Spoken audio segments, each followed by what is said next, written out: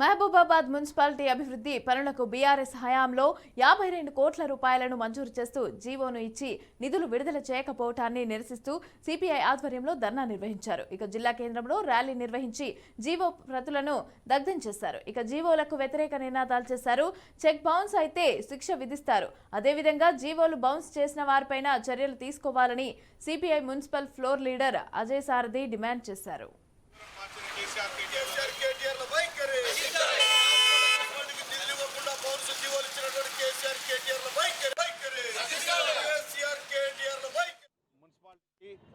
మరి గత CM BRS ప్రభుత్వము 2 జీవోలు ఇవ్వటం జరిగింది.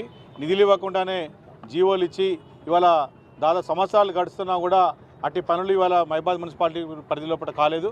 ముఖ్యంగా మైబాద్ మున్సిపాలిటీకి 50 కోట్ల రూపాయలు గత సంవత్సరం జనవరి 30వ తారీఖు రోజున మరి జీవో ఇవ్వటం జరిగింది. అదేవిధంగా మరి అంతకుముందు 5 సంవత్సరాల క్రితం కేటీఆర్ గారు ఒక జీవో ఇచ్చింది. మొత్తం 52 కోట్లు. అంటే ఒక ప్రభుత్వం జీవోలు ఇస్తే ఆ జీవోలకు సార్థకత ఉంటుంది. నిధులు ఇచ్చి జీవోలు ఇస్తారు, అభివృద్ధి పనులు సాగుతాయని మేము అనుకుంటాం. కానీ అట్లా కాకుండా ఈ నిధులకు నేటికి జీవోలు రానటువంటి పరిస్థితి. ఈ నేపథ్యం లోపల సిపిఐ పార్టీ ఆధ్వర్యం లోపల గతంలో మున్సిపాలిటీలో కానీ వివిధ సందర్భాల్లో నిధులు లేకుండా జీవోలు ఇచ్చిండ్రు. పనులు ఇంకా సంవత్సరాల్లో గడుస్తున్నా కూడా ప్రారంభం కాలేదు మైబాద్ మున్సిపాలిటీ పరిధిలో అని చెప్పి నిరసన వ్యక్తం చేస్తూ జీవోలు చించిపోయడం జరిగింది. మహబూబాబాద్ మున్సిపాలిటీకి